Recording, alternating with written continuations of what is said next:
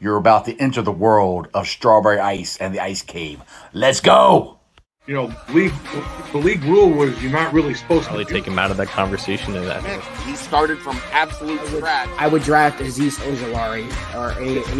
Nobody's doing 7-step drops in playing tackle for him. So it's He's almost 22 years old. Devonta Smith, same thing. You just can't. You can't do that. You can't do that. I thought that 2010 that should be in the Hall of Fame, and they put him in after he is gone.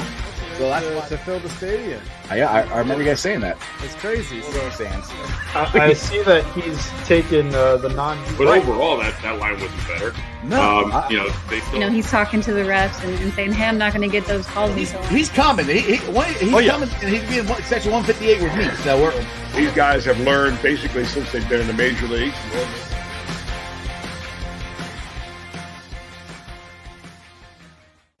Hey guys, what's going on? Welcome to the show.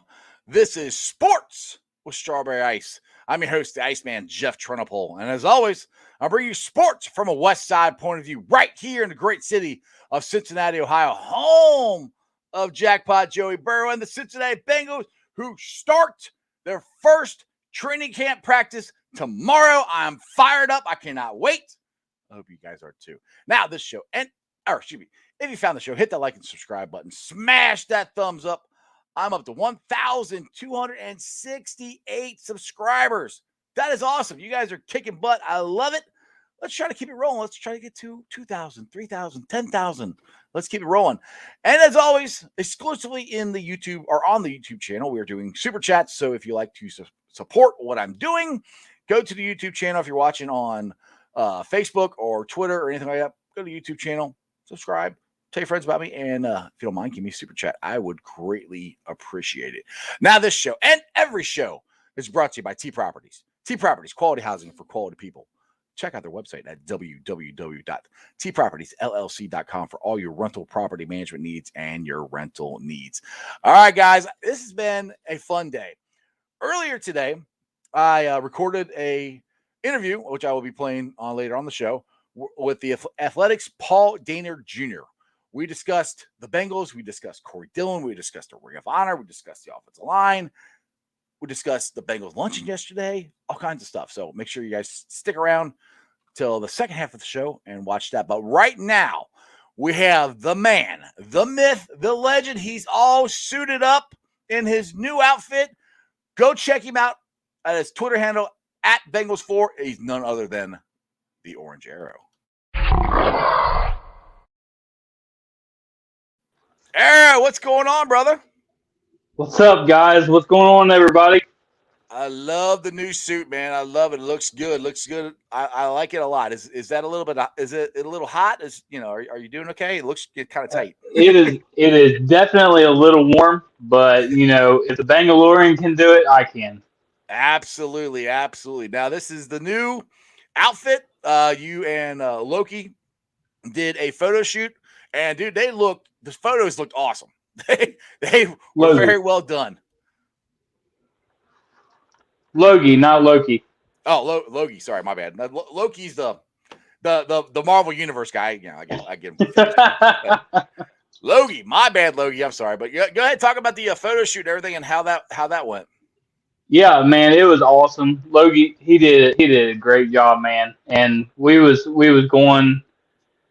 You know how when photographers, when they're taking pictures and they get that perfect picture that they were envisioning, right, and they do they snap the picture, then they look at it, they're like, oh man, that is awesome. Like, he was doing that all the time. We had fun. We were chatting about Bengals, and he did an awesome job. So if anybody needs any pictures, I definitely suggest you hit him up. If you want to do cosplay or do something crazy like what I'm doing, that's great. But if you also want headshots, stuff like that, I think he done the photo for John Sheeran for his professional photos, and he does all kinds of other stuff. So if you need photos, hit him up. Yeah, he did a great job. Now, let's real quickly talk about the Bengal fan base and how it's just blown up with not only average fans, but rabid fans like you. You got the Bengal Lauren, you got Captain Obvious, you got Hube. We all know about Bengal Jim. You got me. And there's the Stormtroopers coming back, I heard. We might have a clone, all kinds of stuff. I mean, they're all down in Section 158 with us. Yeah, they're popping up out of the woodwork, man, and every single one of them. I love all the great ideas and the great suits that are coming out.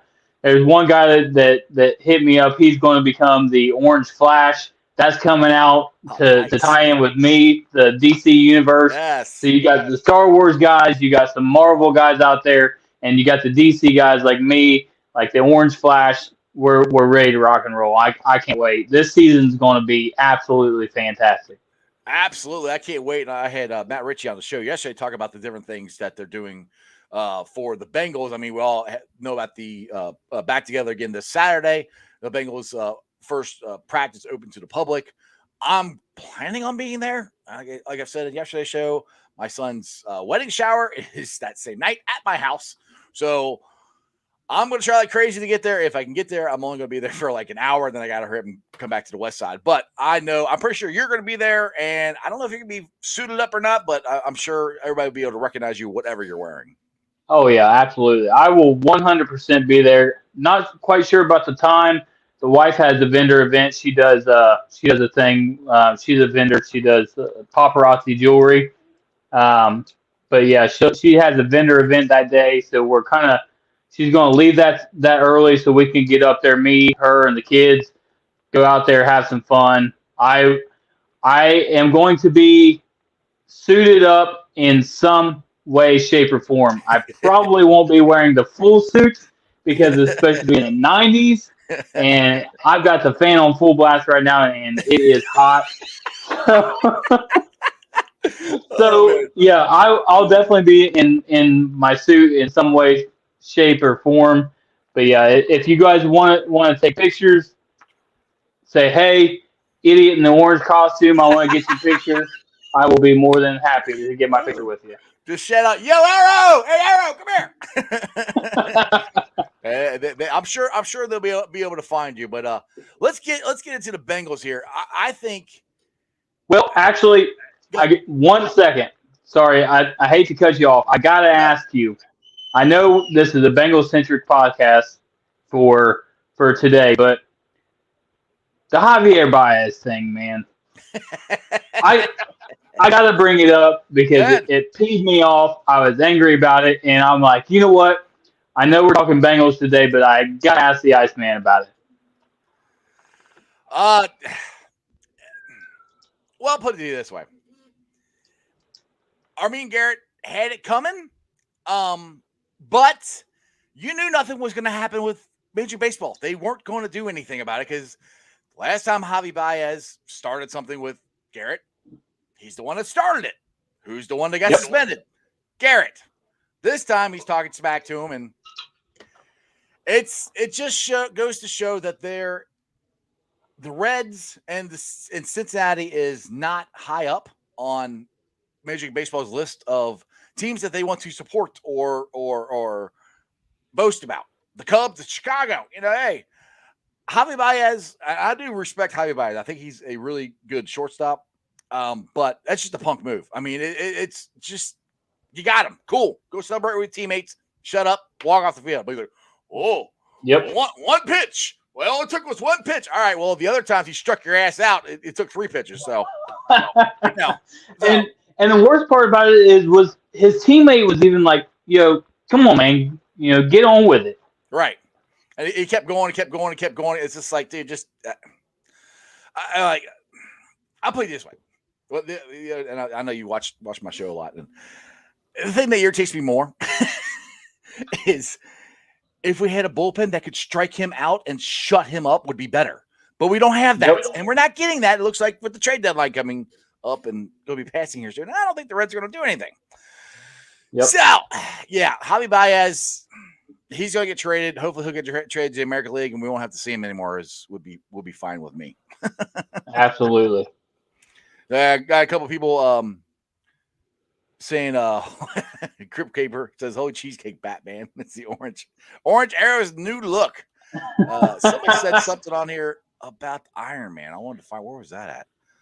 I don't know. So somebody on here said we need an Iron Man guy, Bengals Iron Man guy. You know what? We actually do have a Bengals Iron Man guy. If you look it up, I can't remember his name on Twitter, but there is actually a guy who has the mask. I'm not sure if he has the full suit, but he was actually in my fantasy league last year. Okay. Well, that's cool. Hopefully he'll show up because, dude, I want to get the South end zone. And I'm not trying to copy off anybody, but there's other teams that have had crazy, end zones. You got the dog pound with the Clowns up there up north. And then out in Oakland, they used to have the black hole, which I don't know if they're going to have it in Vegas or not. But I think it'd be cool if even we don't have a name for the end zone, I'll throw out there the Tiger Den. Some people said Cats there. I love the Tiger Den. I love that. When you said it, the first time you said it, I'm like, that has got to be. I want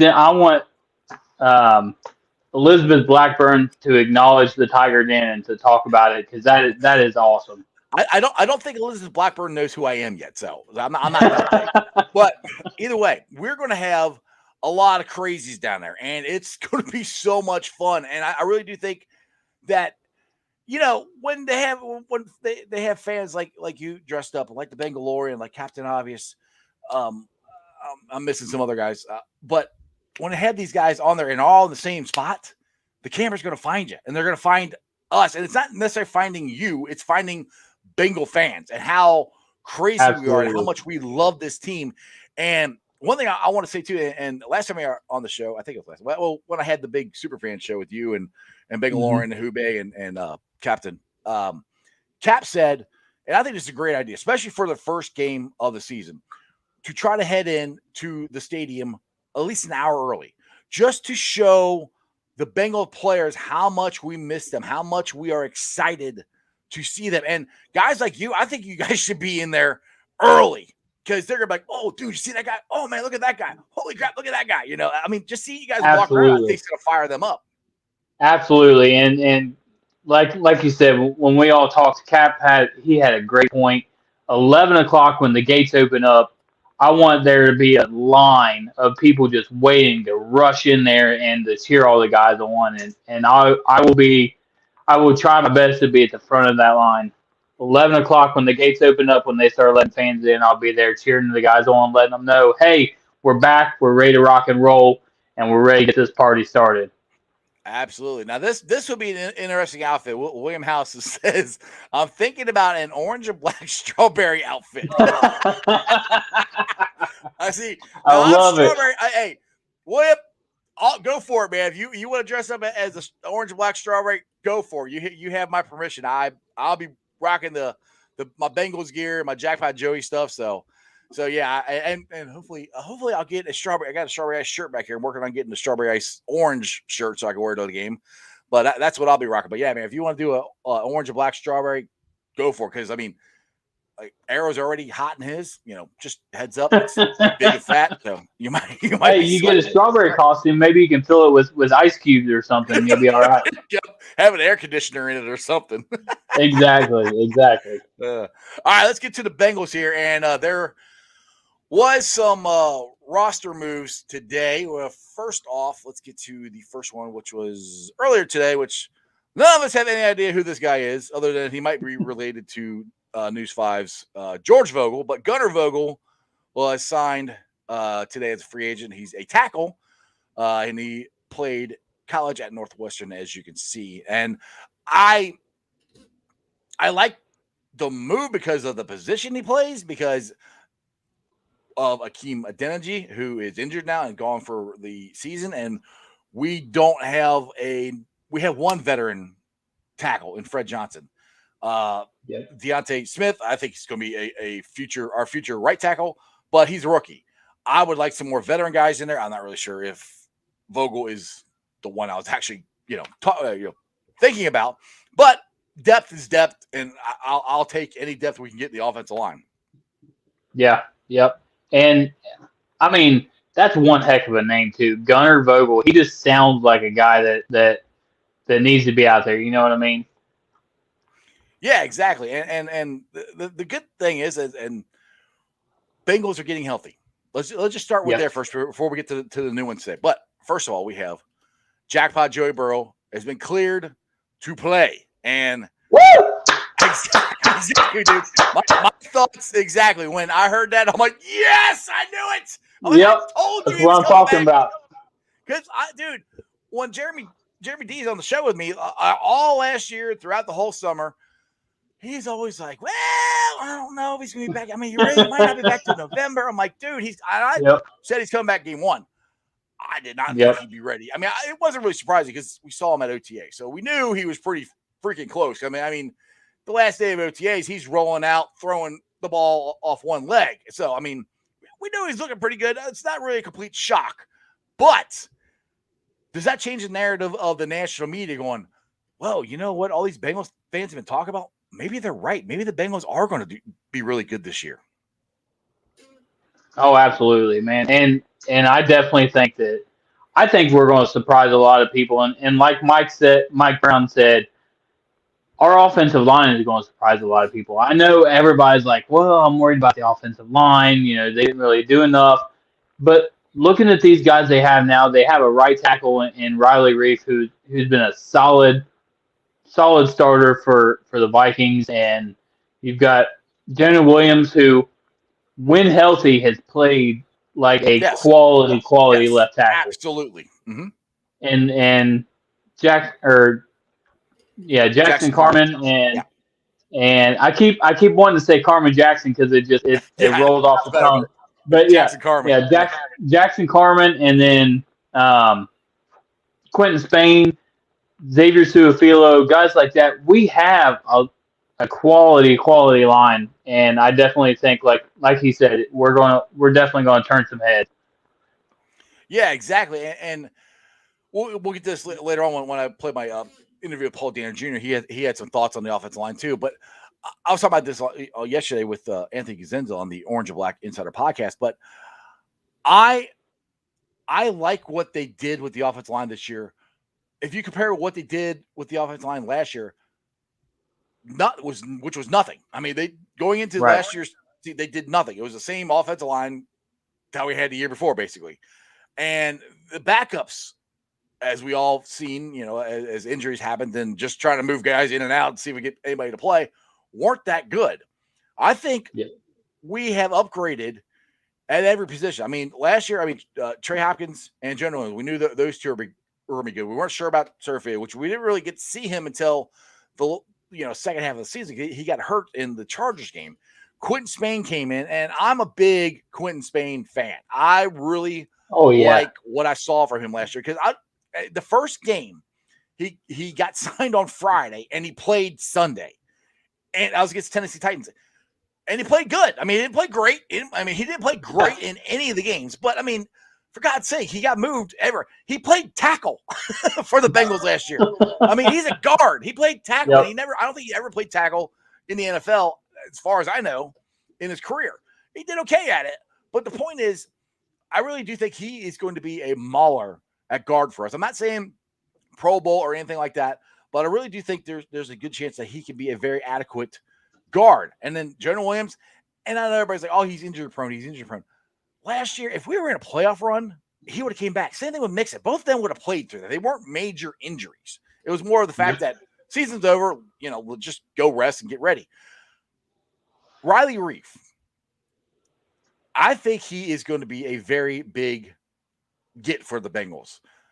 Mm-hmm. I think he's given up. I think last year he gave up 2 or 3 sacks, if that, I think. Or maybe there were 2 or 3 pressures. I'm going off the top of my head. I don't exactly remember.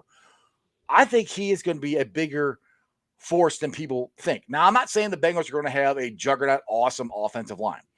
You don't need one. And I always compare it to the 1988 line. On that line, they had 1 first-round pick. Now, he's the greatest left tackle in NFL history in Anthony Munoz, but the rest of them were not first-round picks. So I always have people got to get this narrative out of their head. You don't have to be a first-round pick to be a really good offensive lineman. And I think the addition of Frank Pollock is the biggest move in this offseason. I think Frank Pollock has a chance. He's on the threshold of being considered a very elite offensive line head coach. He's like right there. And I think he's about to prove it this year. And I'm very curious with the centers that they signed. Well, they signed a center last week, and they had the guy from Kansas City come in yesterday. And I don't think they've signed him yet. Maybe they won't sign him. I don't know. I'm curious what that means, especially since Trey Hopkins is full go. He's cleared to play. What does that mean for Billy Price? Are they trying to just push Billy Price? Is this just motivation, or are they looking to move on from him? Yeah, I definitely think that. I think they're kind of doing what the Buffalo Bills did last year. They're not sure on the future of these positions, so they're just signing a bunch of guys, and you pick the best ones out of the bunch. You know what I mean? And I when you were talking about Riley Reef, I just did a quick search right here, and ABC News has the thing on Riley, and he started 62 games, including the postseason for the Vikings, and allowed only 12 sacks over his 4 seasons.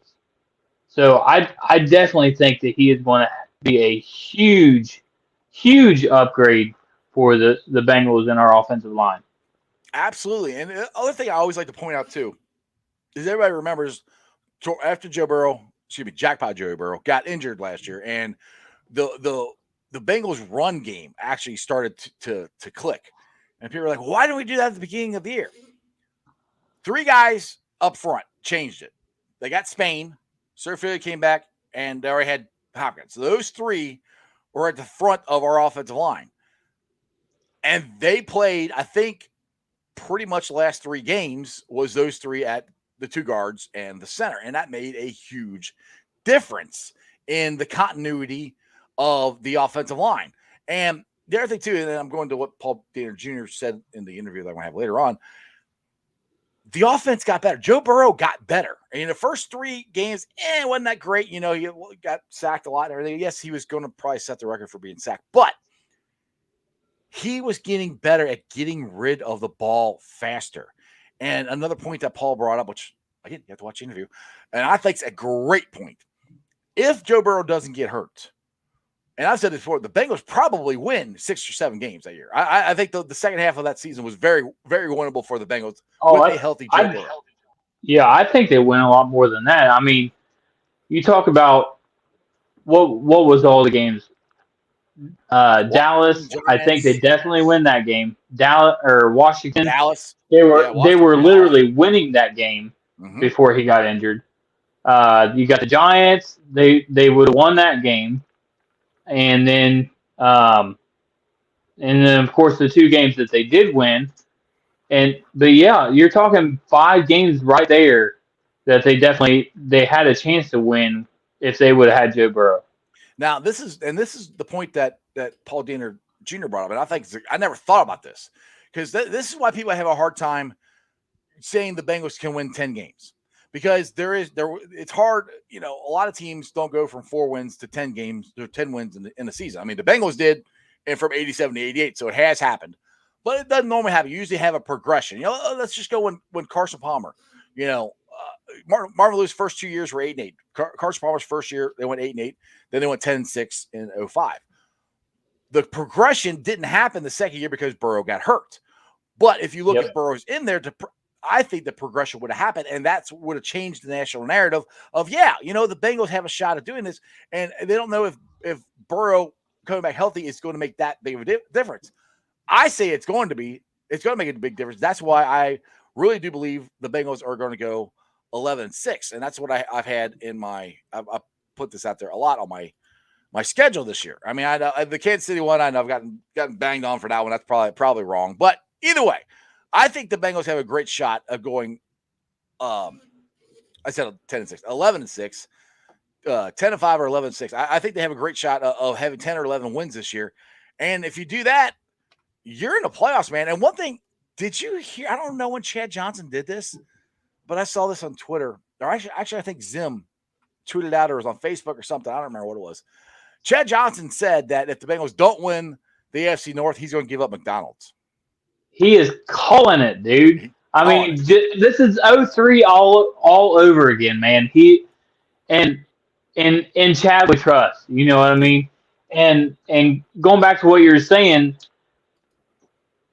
I was going to talk about this with Jay Morrison last week when he was going to come on my show, and unfortunately, I was in a bad traffic jam at work or on my way home from work, and he wasn't able to hop on. But I want to know what the difference is between Zach Taylor and a guy who the national media and everyone talks about, they absolutely love, and that's Kyle Shanahan. Kyle Shanahan, in the first 2 years of of being the 49ers head coach, he won a total of 10 games. And yeah, that's more than 6. I understand that. But the first year, he took a team that wasn't his, and he had a terrible season. And then the second year, his quarterback gets injured. Does that sound familiar to everyone? Yep. And then the third season is when they went to the Super Bowl. So I want to know what everybody absolutely loves this guy, and yet everybody in the entire national media dogs on Zach Taylor. I think Zach Taylor has some great play calling. He definitely has the locker room ready, behind him. I want to know what the difference between those guys are. The difference is he works for the Sucky Niners and Zach works for the Bengals. I mean, that's the difference, I mean, and I will always call them the Sucky Niners because I can't stand them because they beat us twice in the Super Bowl. I'm sorry for cussing on your show. You cussed on my show. Daggone you, Arrow. But yeah, that's the thing. It's like we're going to be good. I mean, I'm comparing this team a lot to the 05 team. Talent-wise, on both sides of the ball. Carson Palmer was in his third year. Joe will be in his second year. I think Joe is better than Carson, so that's where I give him the nod to Joe here. But that offense in 05 was ridiculous. I think this offense in 2021 is going to be ridiculous. That defense in 05 was okay. They're very opportunistic. They turned the ball over a lot, so that helped them keep them in games. And it was a very young defense with some veterans in there, and that's kind of what this defense is. It's a very young defense with some veterans in it. There's so many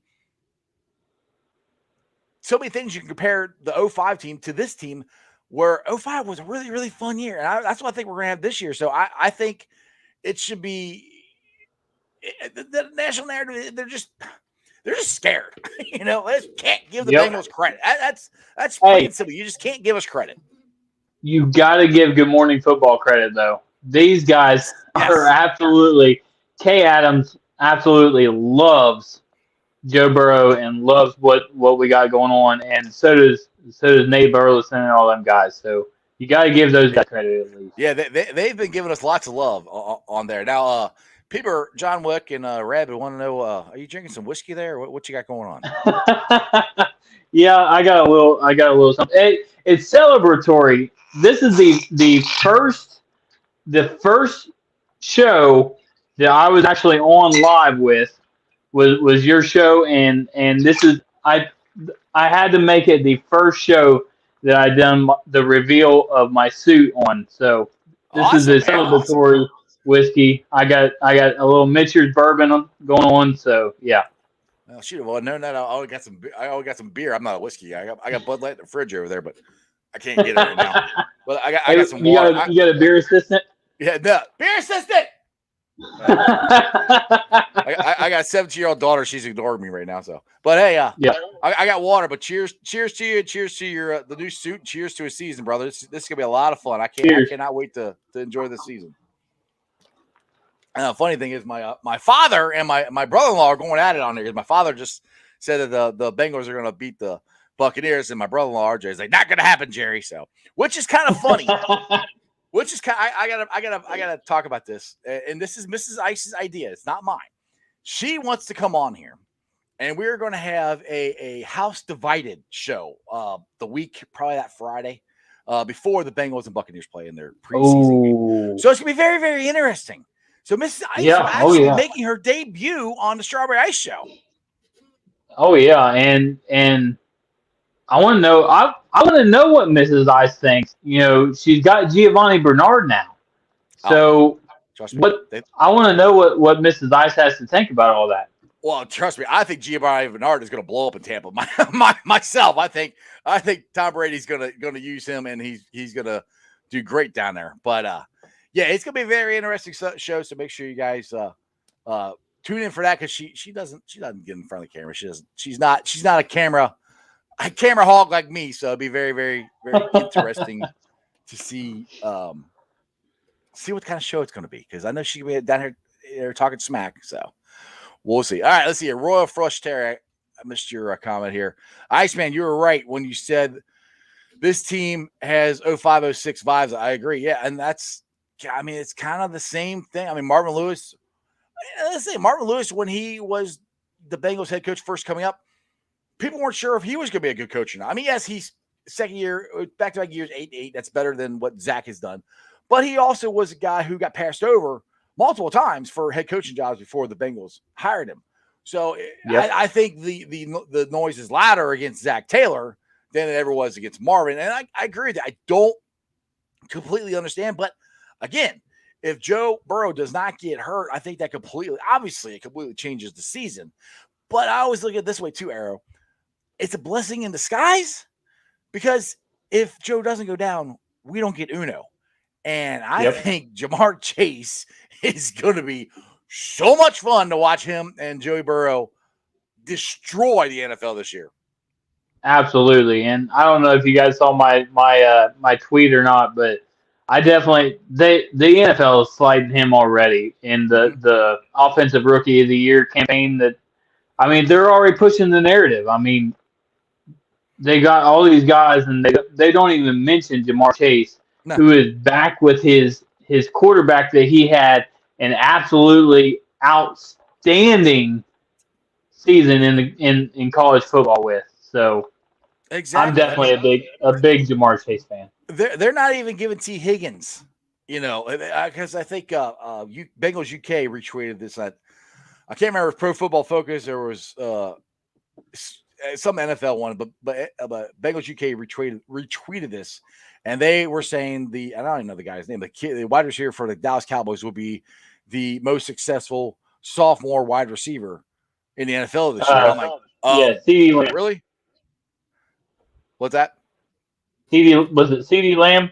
Yes, CeeDee Lamb. Thank you. Yeah. And I'm like, excuse me, we have T. Higgins, and our quarterback, I'm sorry, is better than Dak Prescott. I'm never like, what? Are you serious? Like, yes, Joe Burrow is better than Dak Prescott. Okay, I'm sorry. Just if you don't believe me, just wait till this year. I mean, he's gonna prove it. What do you got? You don't agree with me on that? I don't know. I mean, I love Joe Burrow. I do. I've got 2 number 9 jerseys right behind me.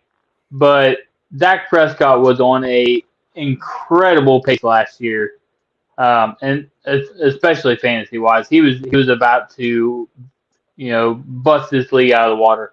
So I don't know if I would go saying that he's definitely better than Dak. Can they be the same or close to the same, close to similar? Yes.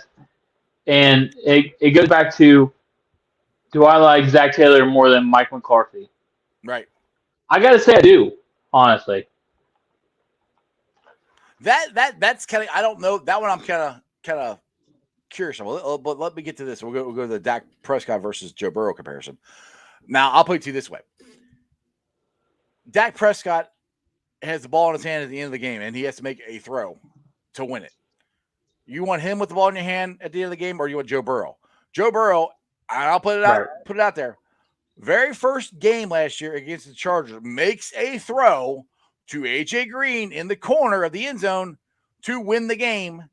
If the ref doesn't call the pass interference, he would have brought his team back to win the game in his very first game in the NFL. That would have been. Do we need to bring that up? you're getting me heated. I'm already sweating over here, and you're getting me even more heated. No, but I agree with you. My whole thing is Dak has more of that if you're on the let's say you're on the 10-yard line, and Joe Burrow can do it too. I'm not saying he can't, but if you're on the 10-yard line and you're against the Dallas Cowboys and you've got the receivers they have, obviously the receivers that we have I don't work for the Bengals. The receivers the Bengals have I say we all the time. I'm live or die. I bleed orange, so I say we. I'm allowed to. the receivers we have I think are way better than the Cowboys. But when Dak is the 10-yard line, he's so much more of a threat to run the ball, and I think he's a great quarterback. I really do. I can't lie.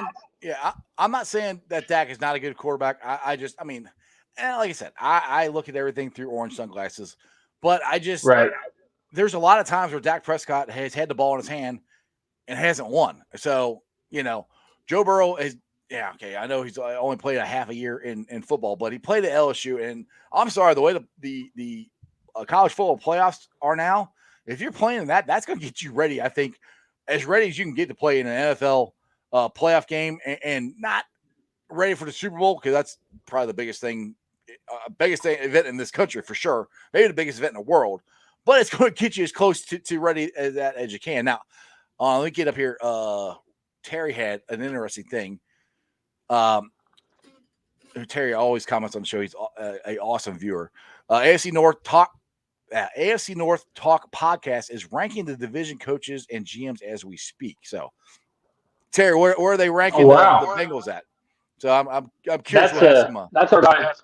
That's our guy Ace Boogie too. Yep, that's Ace. So we'll see where Ace is going to be defending the Bengals. So we'll see what he got. Let me ask you: if you were to rank the AFC North, how would you rank it right now? As far as teams goes, I hate it, but I have to go. And I'll take more sunglasses off. This is being real.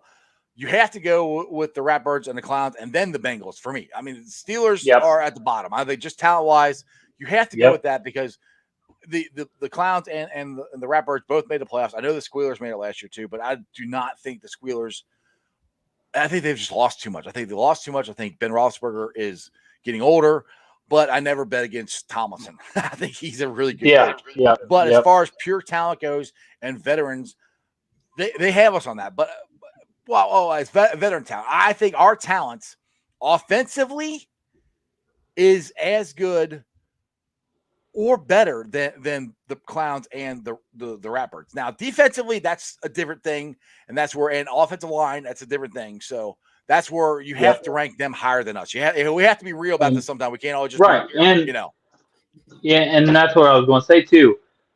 The Ravens defensive line, they definitely have us beat. And defensively, like you said, and then the offensive line for the Browns is absolutely stout. So I definitely would rank us third in the division. But the thing is, three teams made the playoffs last year. So if we finish third and our records, what the third place team was last year, we have a good shot of making the playoffs. So this is one of, and I don't. When the Steelers are, cuss my own show. When the Squealers aren't as good as the national media wants them to be, the AFC North doesn't get as much pub as the toughest division in football. I still say it's the toughest or one of the toughest divisions in football with the Ratbirds, the Clowns, and the Bengals. I think those three are going to fight it out this year. I think that when it's all said and done, the AFC North will definitely have the most. I was going to say the most wins, but they'll definitely be the toughest division for any division. You know what I mean?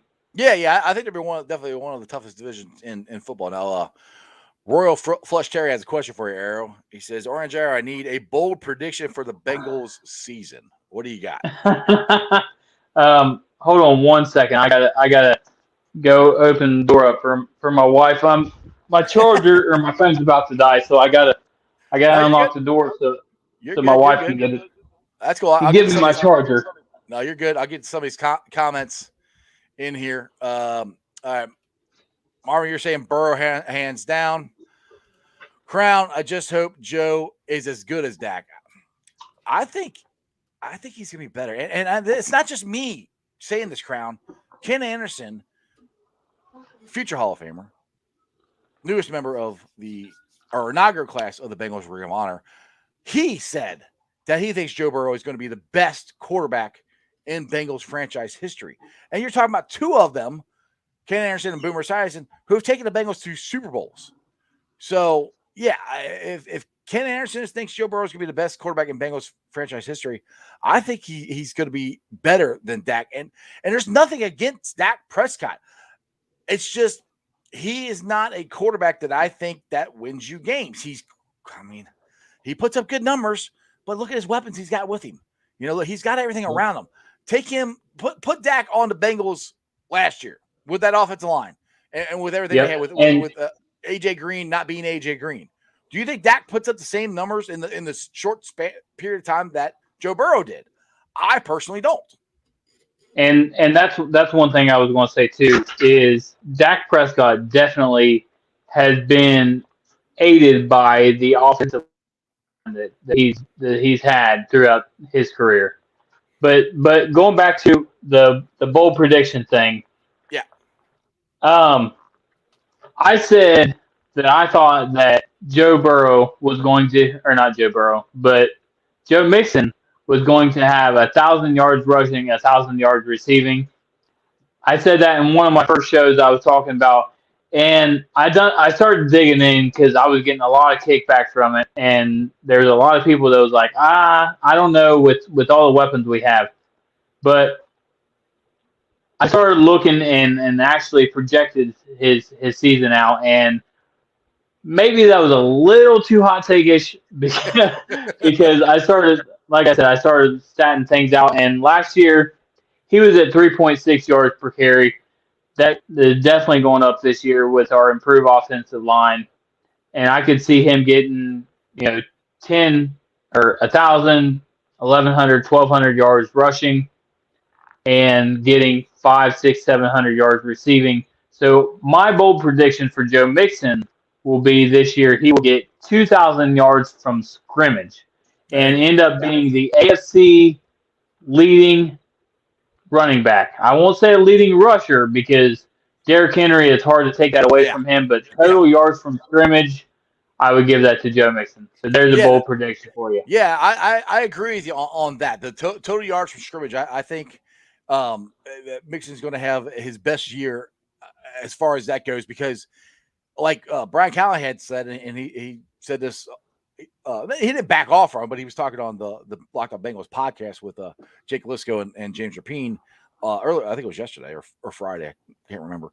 But, he said earlier this year that Joe Mixon shouldn't come off the field. He goes, that's obviously he's going to come off the field sometime. This is Brian Callahan talking. But Joe's going to be out there more than he's ever been out there. And he's going to be asked to do a lot more, and he's gotten so much better at pass protection. That's the biggest reason he wasn't out there on passing situation, and because Giovanni Bernard was really good at pass blocking. So you're going to have a guy who's really good at it in pass blocking situation, or you're going to have a guy who's okay at it.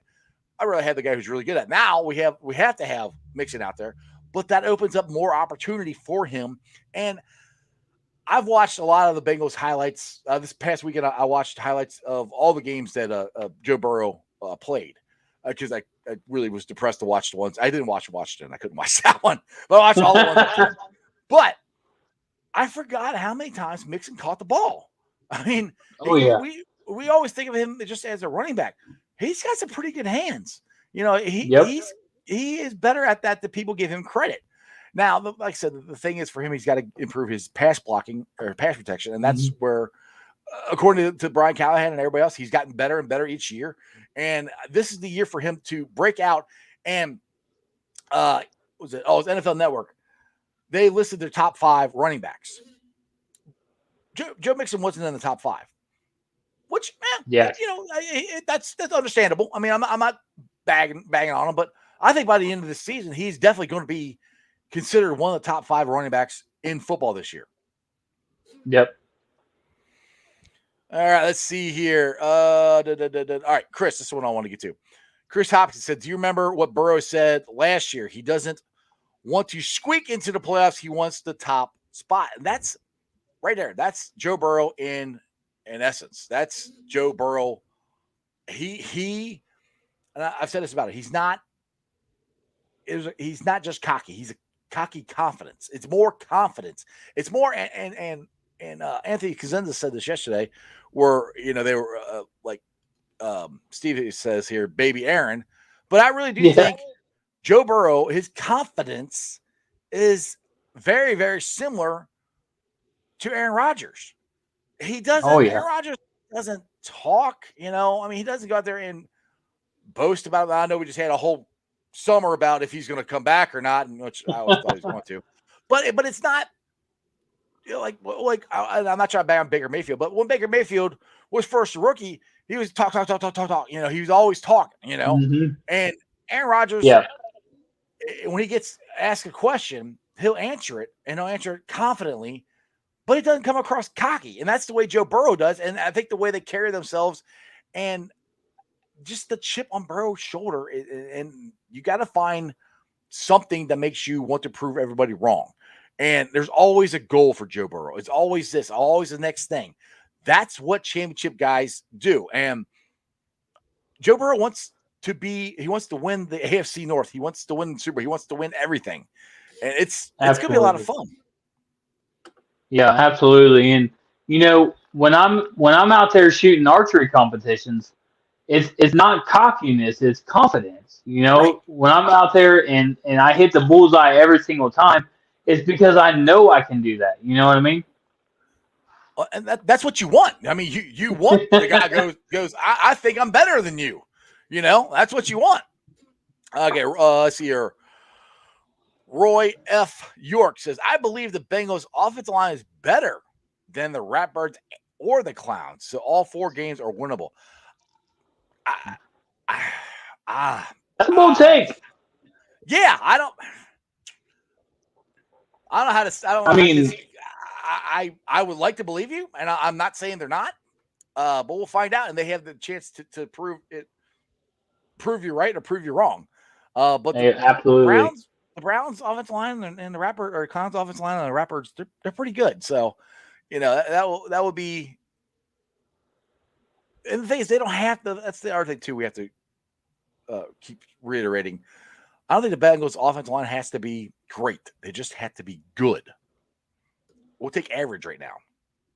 Yeah, and that's the thing too. The offensive line at LSU, it wasn't top notch. The Dallas Cowboys back in, what was it, 2016, 2015, whatever year Dak's rookie year was.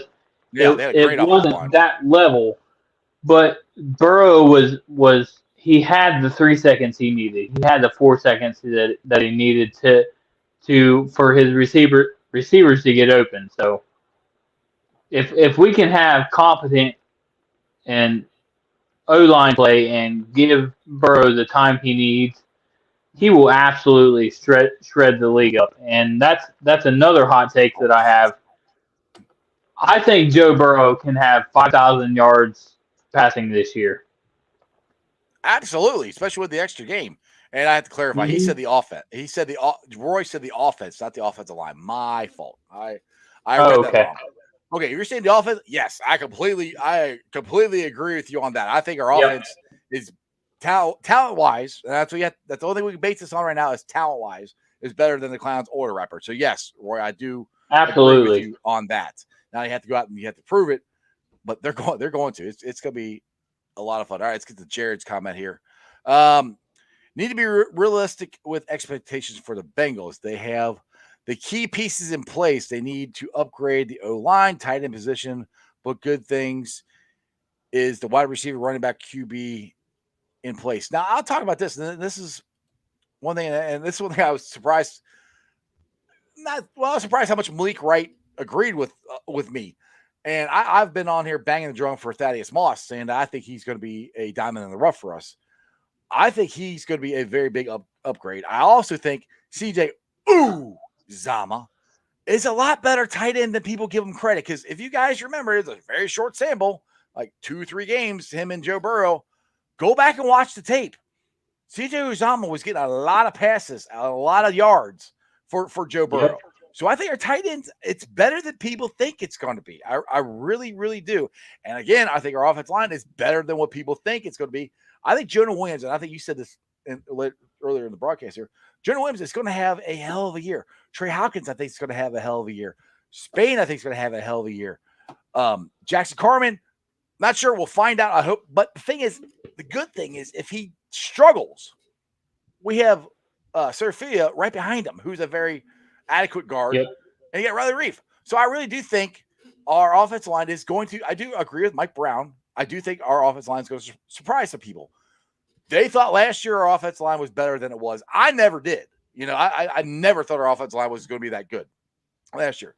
This year, I'm with them on it, with the talent that they have gotten and the coach. And I'm telling you, Deontay Smith, the kid we got out of Eastern Carolina, not this year, maybe next year, maybe the year after that, but I think he's going to be our future right tackle. I really do. I like that kid. As long as he doesn't tear his pectoral muscle, like for some reason, that's the thing to do if you're a Bengal. Yeah. Oh, yeah. That's what I said. What's with Bengals and tearing their boobies? I mean, I don't know, man. I've been wondering that myself. I was like, that's 3 of them in 2 years, and they're done for the season. Yeah. Oh, yeah. But, you had Billy Price, you had Trey Waynes, and then this year, I mean, but yeah, I definitely think their offensive line is much improved, and I know it's hard for people to hear, but I love the tight end room that we have. I think, or not Thad Moss, CJ Uzomah last year. Yeah. Yes, it was 2 games, but in the 2 games, if you were to stat it out for 16. He was on pace to be the tight end 5, tight end 6 in fantasy. And that's what's crazy is he has that ability.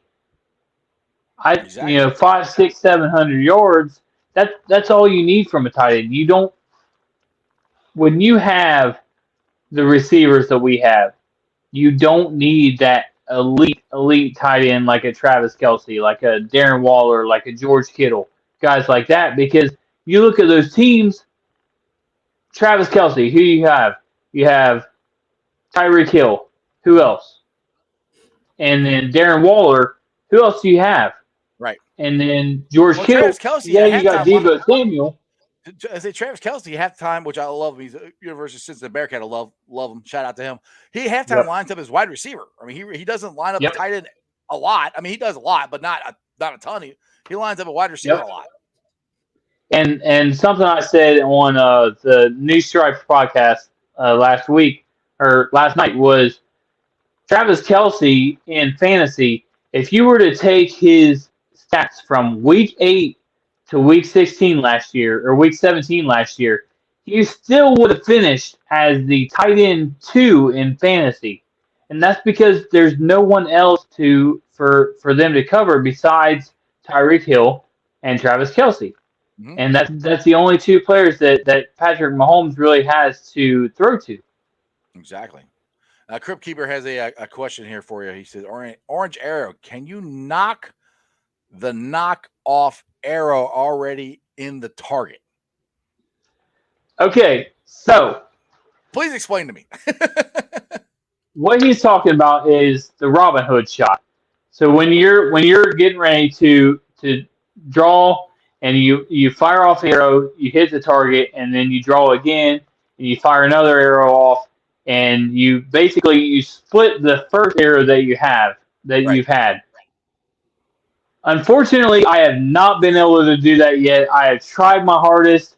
I have tore my fletching off, and the fletching is if you can see, I don't know if you can see my arrows or not, but yeah, the little orange things at the top of it, that's the fletching. Yeah. The feathers, right? Yes. I have torn those off of my arrows, but Unfortunately, I have not yet split my arrow, but Well, I've tried and tried and tried and tried. But you're literally trying to do something that's almost impossible to do. So wait, you're telling me Robin Hood isn't true? I mean, you can't do that. No, I've seen it happen. I've seen it happen firsthand. My cousin's done it. I think my wife's even done it. Oh, and there you go. I have not. For some reason, the chips did not fall into where I've been able to split my own arrow. All right, let's get to Marvin here. He wants to talk about the Tiger Den. Let's see here. What about the Cincinnati? And I'm sorry, I'm very bad at reading sometimes. I don't even know what that word is. He's talking about the wild Asylum. side. Yeah, thank you. Asylum. Okay, I was trying to read that. I'm like, what is he talking about? What about the Cincy Asylum or just Asylum? The wild side or I see it. The cinematic, Cincy Maniacs. Oh, yeah, there you go. Cincy Maniacs. See, Marvin, yeah. he had that comment up there earlier, and I'm trying to read it going, I'm going to sound like a complete idiot trying to read this. And then he posted it again. So, he said he likes the Tiger Den, but how about something a bit more intimidating? Yeah, I was just going more with, and the reason I said the Tiger Den, obviously, because it's the Bengals, and the stadium is already called the Jungle. So that's why I was kind of going with something along that narrative.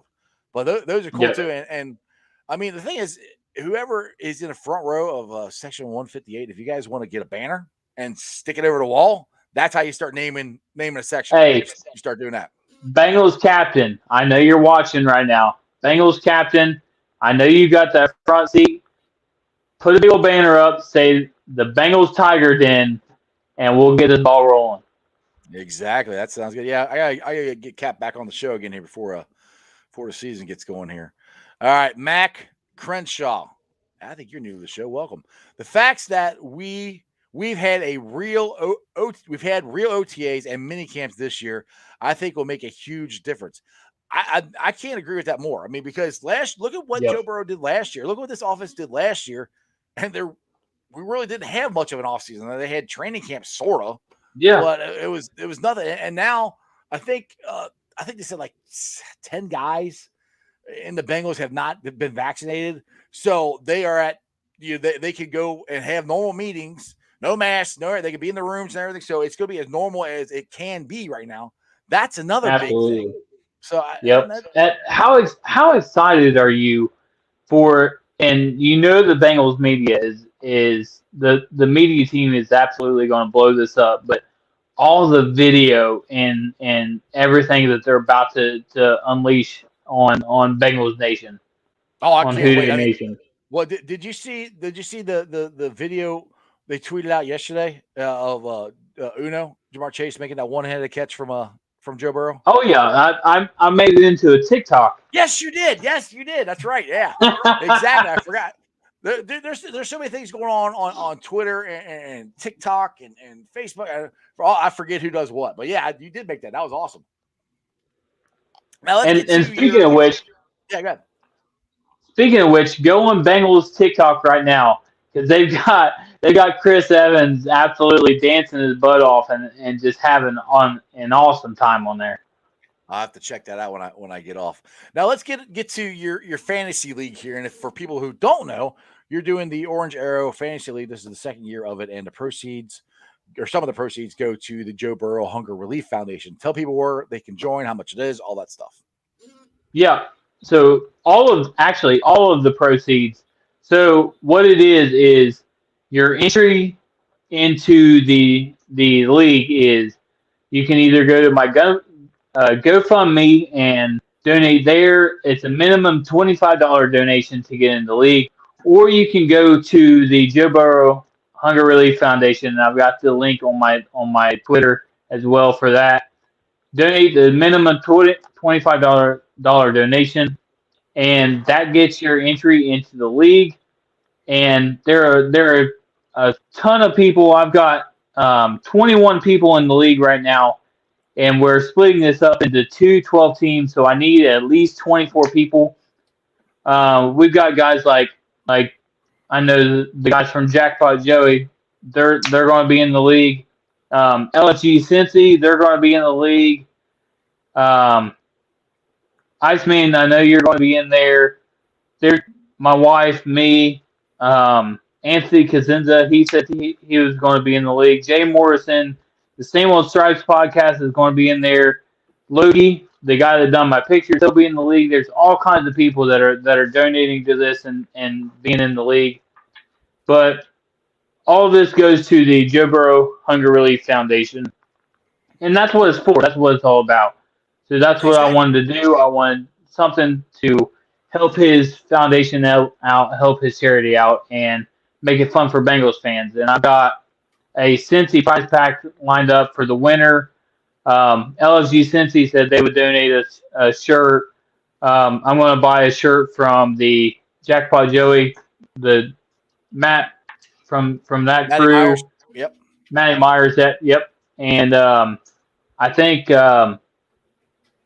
Zim said he would donate a shirt as well.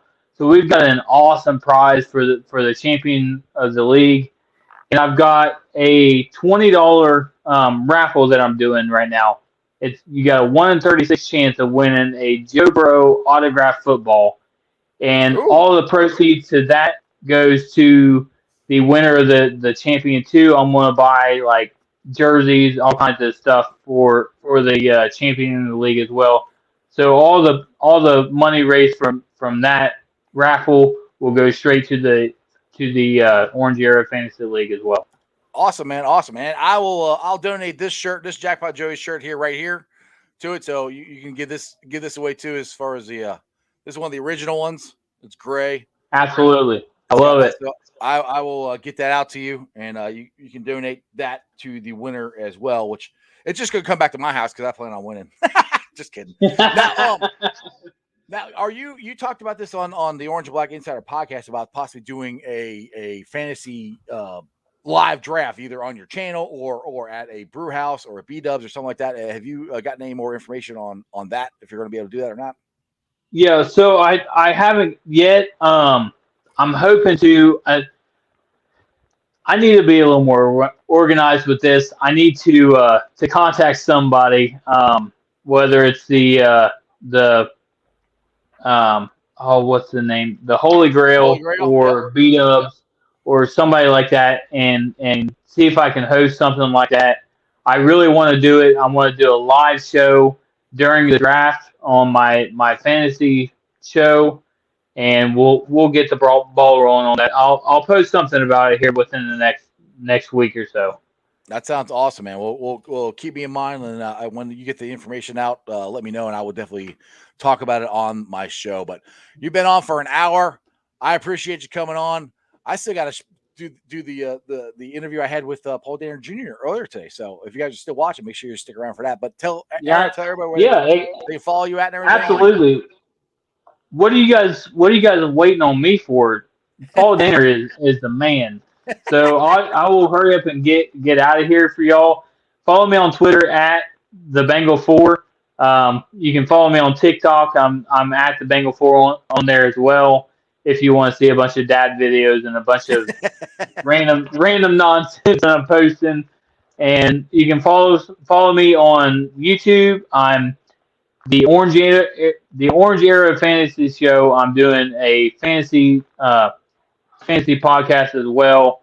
You can follow me on there, and that's about all I've got. The last video I had, I talked to my son about the Bengals, and I talked to my daughter. So you'll have to go and check that latest show out. That was a lot of fun, and I also talked to a couple other guys. So go on there, find me, and that's about all I got, brother. Awesome, man. I appreciate you coming on the show. We will hook up Saturday. Hopefully we'll be there at the same time. Like I said, I'm only going to be there probably for like an hour, if I can make it at all. But my goal is to make it there. But definitely, if anybody sees you, make sure you guys shout out Arrow, get a picture with him, and have some fun. And absolutely, man. Always, it's a blast. And who day, brother? Who day? All right, guys, let's get to the interview I had earlier today with Paul Dehner Jr. from The Athletic. Athletic, he's none other than Paul Dehner Jr. Hey, Paul, what's going on, man? How are you? What's up? How are we doing? Good, man. Exciting time of year. We got training camp started. I'm sure you're getting pretty busy over there at the Athletic.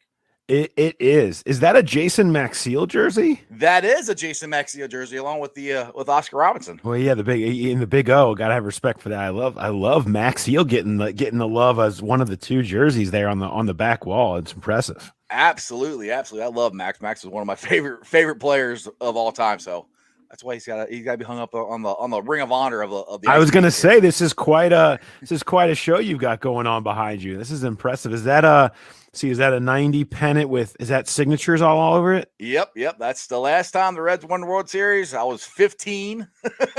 Yeah. So I have seen a Cincinnati sports team win a championship in my lifetime. You're not among the lost generation. That is no, trying to make I'm it not. happen. I'm a little bit before that. I remember the 81 Super Bowl. I remember the 88 Super Bowl. I remember you were talking on your podcast. I remember Corey Dillon's 2 record-breaking games, his record-breaking one in his rookie season. I have to tell you a story about this because that's when you guys had this on your podcast. It's brought up all kinds of memories. Well, at that time, I had just gotten married to my wife. This is in 97, and she's from Florida. So we lived in Florida.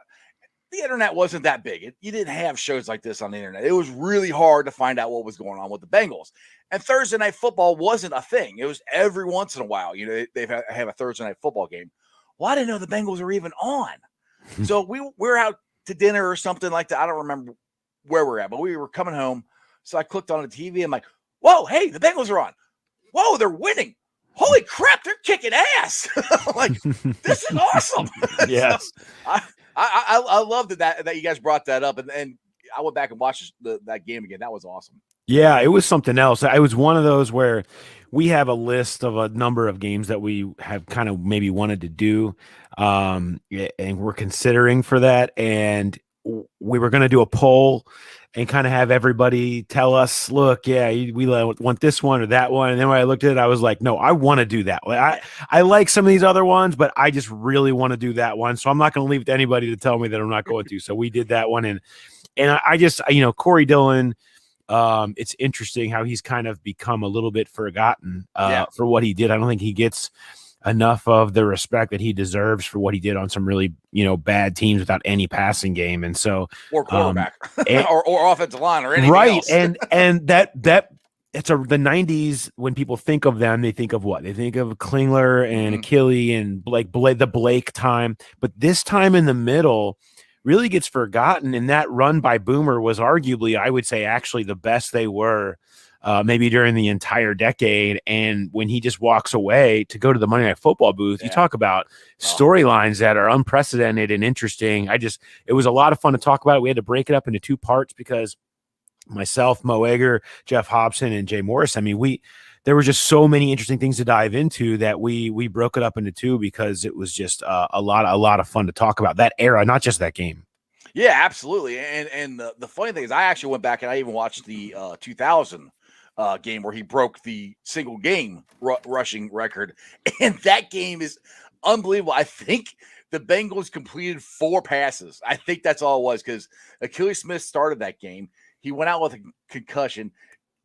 And I forget his name. I want to say Sam Mitchell. That's not it. He was the quarterback. Scott Mitchell. Scott Mitchell. Thank you. He came in and finished. I watched the game. I don't know how that happened. Denver was, I think, ranked 4th or 3rd in rushing defense in 2000, and they ran all over them. And they couldn't throw the ball. So it just that shows you how good Corey Dillon was. Yeah, there's no doubt. Yeah, and I think he has been forgotten and how great he was. And the thing that kills me too is, they always say running backs or quarterbacks or whatever, you have to have that ring to get considered for Hall of Fame or whatever. Well, Corey got that ring. Not with the Bengals, obviously, but he got it with the Patriots. And I think you brought it up on your podcast that he was arguably the best player on that Patriots team. So it is very surprising that he doesn't get more run in the National Football Hall of Fame. Yeah, that's just, it's what are you holding against Corey at this point? Is it longevity? Well, that can't be it because he had over 10,000 yards, and did it across a number of different seasons. Is it because of his efficiency? That can't be it. I mean, he averaged 4.3 yards per carry over the course of his whole career. Is it because he didn't have high moments? That can't be it. He has 2 of the 16 biggest games in NFL history. Is it because of postseason? That can't be it. He's got a ring in a year that he rushed for 1,600 yards, and including big games in the postseason and multiple touchdowns. So what are we holding against Corey Dillon? There were 9 running backs in the history of the NFL post-merger that checked all those boxes: 70 yards per game, 4.2 yards per carry, over 10,000 yards per career. 9. He's the only one, along with Fred Taylor, that are not in the Hall of Fame. And Fred Taylor, notably, ton of injuries, never played in the postseason. Right. Everybody else is in the Hall of Fame, and they're big names. Checking every box. Nobody really checks every box the way that Corey does, but he's never been in the conversation. Nobody's ever talked about him in that regard because the teams were so bad for so long. And I just think it's an interesting thing when you really, really look at it, because he has the thing that's always held against Bengals. He has the season where he had a huge year and they won the title. And, I think he should be in more conversations. That's for sure. Yeah, I mean, I think, well, you could always say this, and again, you brought this up on your podcast, that he was, surly with the media or whatever, but can't be any worse than Terrell Owens was, and Terrell Owens got in the Hall of Fame. So, I mean, that's where my point is, I guess, since we had the Ring of Honor with the Bengals now, and rightly so, we're getting Ken Anderson and Ken Riley into the Ring of Honor. Hopefully one of them will get into the Hall of Fame this year. I think the next 2, if we're going with 2, you got to go with Willie Anderson. And my vote's for Corey Dillon, because I think we need to try to get him a push. Yeah. If Bengals Nation, Bengals Twitter can help out in any way, I think Big Willie and Corey are the next 2 that we should try to get into the we'll see how many there ends up being. I think Willie is on deck. I mean, I think he is the next. And then I would make the case for Chad personally, because of what he meant on and off the field, and still kind of means off the field for them. Right. And I just think he was such a game changer for that entire generation, really. Right. And so I think that's part of the Chad story. And obviously Boomer, a guy who was a quarterback who won MVP and led you to a Super Bowl, should be in that. I think they're kind of the next big ones. But there's a number of great cases you can make, and we'll see how many they decide to let in next year. I would hope they would maybe do 4 again to kind of get them with a bunch of names up there right off the jump, but they're not really divulging those details yet. No. I think they're going to hold that to the vest until later on to let us all squirm and try to figure it out. But let's get to today's news. And you just tweeted it out. And it's something. It's a roster move. Have you ever heard of this guy? No. Bengals signed free agent offensive tackle Gunnar Vogel. Yeah, it'll be the next time we'll hear about Gunnar Vogel is when he gets cut in a couple of weeks. I wonder if he's related to George Vogel, of News 5. Well, I don't know. We'll have to ask George. I mean, if he hasn't, he's probably spent some time at some West Side bowling alleys. So. Right.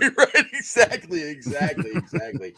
Oh my goodness! But hey, we had some great news come out of yesterday. Did you make it to the Bengals luncheon? Were you one of the every year? Oh yeah, love it. So you got to hear that. Jackpot Joey Burrow is a full go. He's been cleared to go, along with Trey Hopkins, which that actually surprised me more than Burrow, to be honest. Yeah, I think Hopkins and DJ Reader, you add them into the mix, are really, it's a great starting point, and a tip of the cap to Director of Rehab Nick Cosgray on that. Those were some big names and some big boys that they really needed to have ready to go, and to have all 3 of those boxes checked, fully cleared by the beginning of preseason or the beginning of training camp is a big deal. And they can still ease Hopkins in, and they will take their time with him a little bit because there's he just tore his ACL in December, so there's no reason to push him, but to have them available and not have to worry about him missing time, it's a great place to start. And they really are in a great place from a health, from a roster, from a build standpoint, where you're entering year 3 and you finally feel like you really have your team here. it's all set now. I mean, it's on paper. It's all what you thought you were buying into 2 years ago when you decided to make the change away from Marvin Lewis, was for something that looked like this: a franchise quarterback with a young offensive guru type that has a great relationship with him as a cornerstone of what you hope your organization will be growing forward. That's all fine and good. That is what you want. That is the vision. It has to equal wins now. And I think that's what I took away from yesterday. Mike Brown being, as optimistic as you usually expect and saying a lot of the things you usually hear from him in that setting. But there was a tinge of, look, this is critical for him and us. This is the year. This is his opportunity to make this happen. We have to win. We have a fan base that we have to reconnect with, that we have disappointed, and we have to go create that hope for them. Don't forget, they just spent this whole offseason burning a whole lot of collateral with Ring of Honor and new jerseys, and they are making this massive push around Joe Burrow to bring everybody back in and really care about reconnecting with their fan base. It's a big deal. It is a big reason why Marvin Lewis was let go a couple years ago, was because, look, empty seats, empty suites, people don't have hope. It's too toxic, right?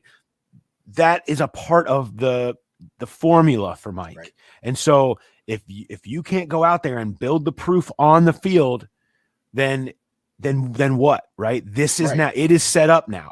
All the excuses that were valid, many very valid over the last 2 years, are removed.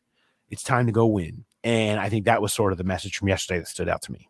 Yeah, exactly. On yesterday's show, I had Matt Ritchie from the Bengals season ticket office, and I think he said this is 5th year working for the Bengals, and he said this is the most excited he's ever seen the fan base, and they got a lot of cool stuff coming out. With the king of the jungle, or whatever they call it, where you can do the Who Dey chant. He said they got some cool different things where the Bengals are coming out of the tunnel and a whole bunch of neat stuff like that. But I mean, I am excited, and I think in the 3 years, we're going to the 3rd year of Zach and Lou, this is the most talented team that they've had and the deepest team that they've had. So this year, I think it's put up or shut up. And I like putting this out there. And I've only had one guy on my show, and that's Malik Wright. I don't know if you follow him or not, but he's really, really good on Twitter, that actually kind of agreed with me on my schedule prediction. But this is what I got for this season. Now, I know this is big and this is bold, but if everybody stays healthy and everything, I think we got a shot at 10, 11 wins. Is that a win in week 16? I'm just trying to make sure I'm seeing that correctly. That's what everybody gets me on. You think we're going to beat the Chiefs? I'm like, you think you're going to beat? I get. So you're predicting a Patrick Mahomes injury during the season, then? Well, put it this way: we beat him in 2003 when they were undefeated and had the greatest offense. We beat them. Who knows? I mean, the reason I did that, to be honest, if you look at the end of the schedule, it's a gauntlet there. I mean, it is. So I didn't think we were going to lose all 4 games, so I had to pick something in there. So I think when you get into game prediction and schedule prediction, I think it's important you can cut this off after the bye week. The league will look so different. Teams will look so different in the second half. And that's why I like this schedule a lot for them, actually, because it's front loaded with teams that have new coaches, have new quarterbacks, have questionable situations. Of course, Aaron Rodgers is back for the last dance, so that game doesn't look so good anymore. But you have your easier games front loaded, and a lot can happen to change the outlook on San Francisco, on the Chargers, on Baltimore and Kansas City and the Browns and the Steelers. That they will look like very different teams when the bye week comes than they do right now, and maybe that's not such a gauntlet, but yeah, they're not beating the Chiefs if Patrick Mahomes is playing. I'll just go ahead and say that. Probably that's probably me, my orange sunglasses. Yeah, but I mean, I agree with what you're saying, especially at the beginning of the season. I think there's a very good chance going into that green. I have us losing to the Squealers just because it's the freaking Squealers, and I think we can sweep them, but I just couldn't pull the trigger on that. But I can pull the trigger on Kansas City, so go figure. But I think there's a very good chance going into that Green Bay game, we could be 4-0. I mean, that's not out of the realm of possibility. I mean, they do line up and play them every week. So yes, it is a possibility that they could be 4-0 in that game. We'll find out. That's why they play the game. So going into training camp this week, what what's the storyline? What's the big thing that you're looking forward to? Because first everybody's like, is Joe Burrow going to be back? He's going to be back. Trey Hopkins, he's back. DJ Reader, he's back. So now we know all of them are back. What's the next storyline that you might be looking at? The same storyline that it's been here really for a number of years, but specifically through this offseason, right? The 5 in front. I mean, it's the 5 in front of Joe Burrow. It's what's going to happen in the inside. Who is going to service? I mean, at this point, I have my 53-man prediction on the Athletic out today, and I have Trey Hopkins as a starting center and Quentin Spain at left guard and Xavier Su'a-Filo at right guard. I think you're going to see, how quickly can Jackson Carman figure this league out? How quickly can he adjust to a new position that he's playing for the first time in his life? It makes me nervous to think that you would be putting a rookie who's never played guard out before against a Mike Zimmer defense with Joe Burrow's knee behind him in week 1. And I think they view it that way too, that you'd rather have somebody like Su'a-Filo in Spain that have 60, 70, I don't know off the top of my head how many starts they have in the league, but that have been there. They have seen it. The mental aspect's not going to overwhelm them, and you know who they are. I mean, they're at the very least serviceable, capable guys that have played plenty of good games in this league and not necessarily going to be obvious liabilities where Mike Zimmer looks at that tape and points and says, expose him. We've seen him do that to teams over and over again around here. So I think in the early part of the season, you want your guys that you have a little bit more knowledge of exactly who they are. But that can change. And that can change for Billy Price, who's really excited about Frank Pollock being here. Maybe he can, pull the okey doke like happened to him a couple of years ago with Trey Hopkins kind of flipping the script on him. Maybe that happens. I don't know, but I know that they have competition in there.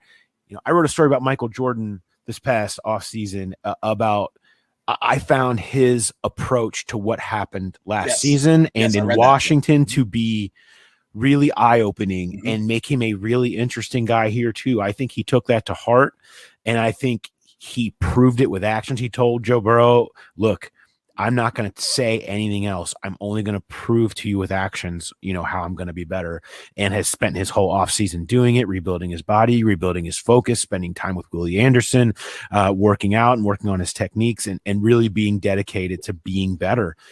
He's an interesting guy that could surprise people in there. There's a lot of options. Many of them look kind of the same, and that's what they're trying to do. I've called this the offseason of no donkeys. Like, look, they need to be serviceable. They need to not have obvious liabilities like they've had in the past. If you can get Spain and Su'a-Filo and Hopkins to be okay guys and have Williams and Reef on the outside, Joe Burrow is gonna cook.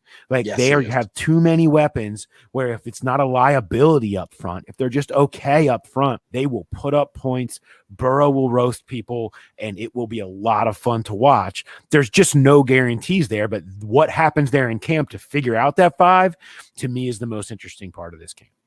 Yeah, I mean, I've said this. I think the most important move in the offseason was getting Frank Pollock. And just to get on to reiterate your point about Su'a-Filo starting, I honestly think, because toward the end of the year last year, the Bengals started running the ball more, especially against the Squealers.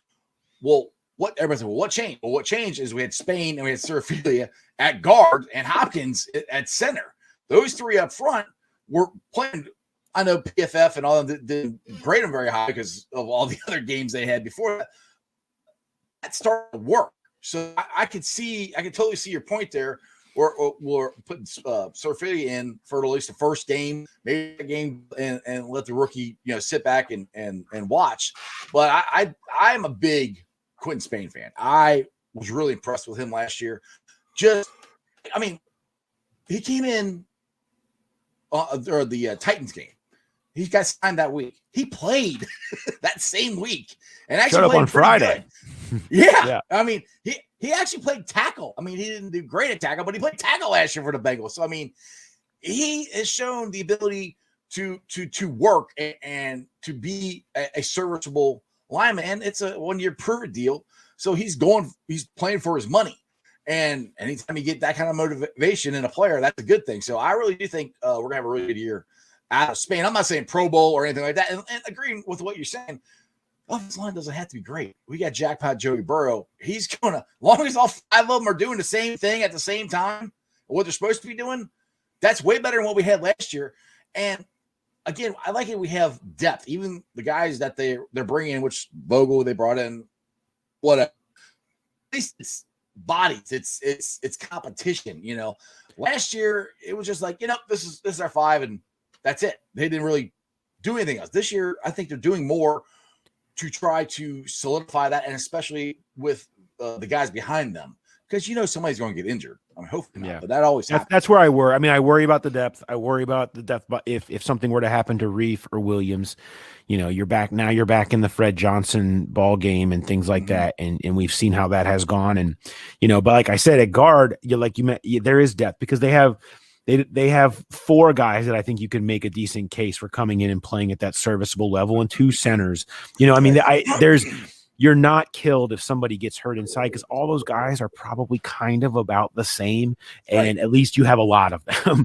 So you're not forced to have that massive drop off like we saw at times last year. But the other thing I want to say about the line is that, remember, like, so much of what went wrong last year went wrong in the first 3-4 weeks, as far as they gave up so many pressures and it was so ugly. And they did it on Thursday Night Football and everyone decided the Bengals line was bad, and it was, but a lot of that, so much of where you actually, you know, give quarterback pressures to is on the quarterback. And Joe Burrow was still figuring out what he could do, how he could run, how quickly he needed to get the ball out, what pocket presence looks like in the NFL. And you saw that he took so many sacks because he was trying to make things happen. And what happened?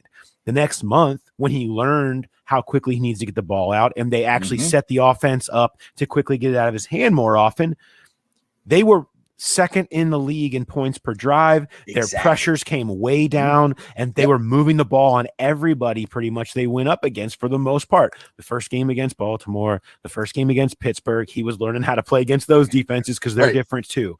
But for the most part, they were able to move the ball on anybody, and he was putting up huge numbers, and T. Higgins was putting up huge numbers and all of that. And so that's a big part of it too. That is gone. Burrow now better understands how to work the pressure, how to make that happen and not take sacks, take hits, so much of that. And so I think that's going to be a part of what your expectations are this year too. Yeah, I'm glad you brought that up because that is a great point, because I've said that on my show a couple of times, that especially during the season last year, well, why throwing the ball so much? Why are we doing this? I said, because they've taken what they did best, which is what they did best last year, was take a 3-step drop and get rid of the ball as fast as they could. And Joe Burrow was killing people on that. I mean, they were the offense was clicking. And I really do think that if Joe Burrow did not get hurt last year, we had a shot at a win in multiple games down the stretch there. There's a lot of winnable games because we were winning that Washington game before he got hurt.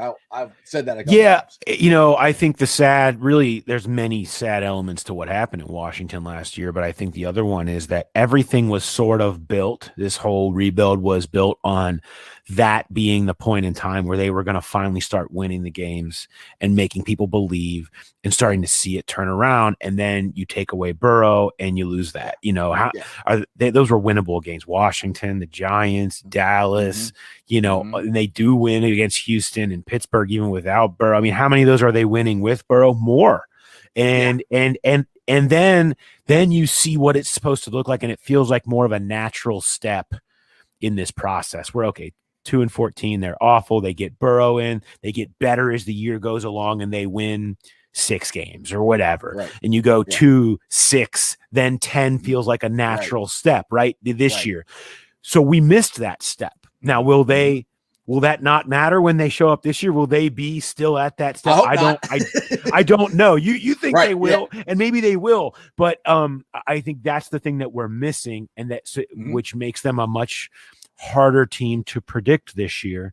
Is will they be a team that's who they are, who they were last year, or will it be because Burrow missed those games? You know, the expectations should be higher because there's just a step missing that you didn't get to see, but really naturally it happened in the background. Right. Yeah. Obviously that's kind of where I'm at. I was like, with my big bold prediction, I'm just a guy with a YouTube channel. I mean, whatever. What do I know? If I'm right, great. If I'm not, oh well. But that's where I'm at. Like, yeah, I completely agree with what you said. Is if Burrow doesn't get hurt, we're maybe at 6-7 wins, maybe. And then everybody saying, the Bengals can take that next step. That totally changes the narrative of what everybody's thinking about going into this season. So that's where I'm. And I think the Bengals can. I think Joe Burrow can, because let's be honest. I mean, last year he came in as a rookie, no OTAs, no normal offseason workout, no preseason games, nothing. And by the third game of the year, I mean, he was killing everybody. So I think he has the mindset and the work ethic to make this happen for the team. And I think, like I said, I think they actually have the talent to do it this year. Speaking of that, let's see because I know you gotta get out of here soon. Sam Hubbard, he signed his contract signed yesterday, and do you think Jesse Bates will be sometime soon? Yeah, I think soon. I mean, I think they came into this offseason or this point in the year saying, let's get Hubbard and let's get Bates signed up for the long term as cornerstones. And, you have the idea of probably paying them 25 combined. Hubbard's in for 10. Bates will come in for 15, maybe more, depending on how much higher he wants to get up over the market, but top the market at safety, make him the highest paid safety in football, and call it a day. And it's easy peasy. I mean, both these guys want to get it done. It makes sense for both sides to get it done. I think Duke Tobin, yesterday talked about it too. Like they're hoping to throw it together, and it should be something that can be done. They left the money behind to do it. So it's just a matter of working out the logistics. And there's no, if the Bengals are where we think they are, where they appear to be willing to pay top of the market to Jesse Bates, it makes no sense for him to risk coming off maybe a worse year on the field or an injury on the field to bet on himself, supposedly, if he can come out and make a lot of money. It's not worth the risk. And I think you'll see that play out here. Probably. I mean, who knows? It could be today. I mean, for all we know, yeah. I expected those two were kind of working in concert with each other because they have one nugget of money for two people that they plan to do. So I would expect that to get worked out. And I think we'll be talking to Jesse Bates pretty soon about his big deal. Maybe later on today when I air this interview, we'll know that he's exactly, absolutely. We just recorded a podcast myself, and we said the same thing. By the time this thing airs, it may even be done. You never know. Right, exactly. And I mean, I for some reason I always think it's funny because Bengals fans, they always freak out during the summertime. Well, we got to sign Hubbard. We got to sign Bates. Like last year's, we got to sign Mixon. I'm like, relax. By the time training camp starts, the week before, they'll sign them. And for some reason, it always works out. They always sign them the week of training camp or the first week of training camp. Yeah, I mean, I think that's because these deals get done on deadlines, and you got two of them. You got the beginning of camp and you got the beginning of the regular season as really the two deadlines to get deals done. Guys don't want to put themselves at risk before camp, or if they're doing that, they don't want to put themselves at risk of getting hurt in a regular season game. So those are the two times deals get done. And historically, if you look through Bengals history, that's when they've mostly got done. And so, I think that's why people are thinking maybe Bates could happen soon, sometime before they take the field on Wednesday. Awesome. Paul, it's been a blast. I appreciate it. Yeah, thanks. You give me a half hour. I appreciate it. Tell everybody where to follow you, the Athletic Podcast, all that stuff real quick. Yeah, the Athletic. We actually have a 50% off deal going on right now. So if you're looking we have over 400 reporters across continents and across all the NFL, insiders, everything, everywhere. We're at 50% off right now, deal that you can get. So this is, if you thought about doing it, you thought about joining the Athletic, the season's about to start. Now's the time to do it. Myself, Jay Morrison, of course, we have C. Trent with the Reds, and Justin Williams is incredible on Bearcats. I mean, if you're a Cincinnati sports fan, man, we have a hell of a team here.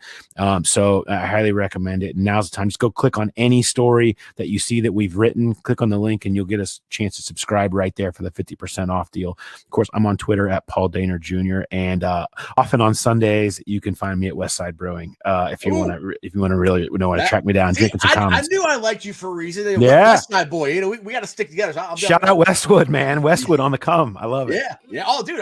I went over to across the street to Nations, the firehouse. Yeah.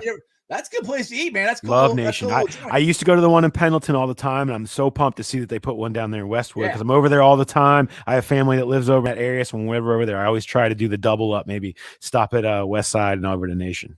There you go. Well, yeah, definitely go follow Paul and subscribe to Athletic. Now I've had you on. I had Jay Morrison on. Now I just need to get C. Trent and Justin Williams on. So all right, I'll give him a hard time. All right, brother. Thanks, man. Thanks. Have a good one. You too. Take it easy.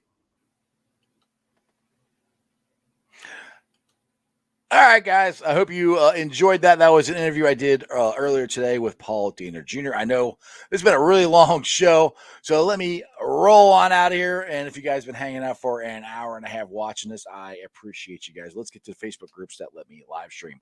They are Houday Nation, Bengals Nation, Bengals Houday Nation, Cincinnati Bengals the Jungle, Bearcat Country, Cincinnati Reds riding third, heading for home, the Ohio State Bucknuts, the Ice Bar, and then you can follow me on all my social media platforms, all under Sports with Strawberry Ice. I'm on Facebook, Twitter, Instagram, and TikTok. Twitter handle is at Jeff A. Trunapole. TikTok is at Iceman90. I will be pulling out the sound later on today. And if you don't want to sit for an hour and a half, you can listen to me for an hour and a half. It's on BeamPod, Spotify, Apple iTunes, pretty much wherever you get your podcast. Download it, rate it, like it, review it, tell your friends, tell your neighbors. I appreciate it. YouTubers, we're at 1,268 subscribers. You guys are awesome. I'm just growing like crazy as far as YouTube goes. I appreciate it. Like I said, tell your friends, tell your neighbors about the Iceman and Sports with Strawberry Ice. And other than that, tomorrow I don't have any guests set up. So maybe I should have waited, save Paul for tomorrow, but I did an extra long one today. I hope you guys liked it. We got some more guests lined up later on the week. So make sure you check us out. And other than that, as my boy, Jeremy Dimebag D's Nuts Dean always says, remember one thing and one thing only. And that is, you don't live in Cleveland, you live in Cincinnati, so act like it. Houday. Training camp starts tomorrow. I cannot wait. And that's just sports, baby. See ya! You're about to enter the world of Strawberry Ice and the Ice Cave. Let's go! You know, the league rule was you're not really supposed Probably to take him out of that conversation and that. Man, he started from absolute trash. I would draft Aziz Ojolari or any. Nobody's doing 7-step drops in playing tackle for him. So Right. it's He's almost 22 years old. Devonta Smith, same thing. You just can't. You can't do that.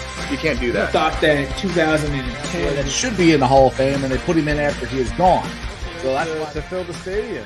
I remember you guys saying that. It's crazy. Fans. I see that he's taken the non. But overall, that line wasn't better.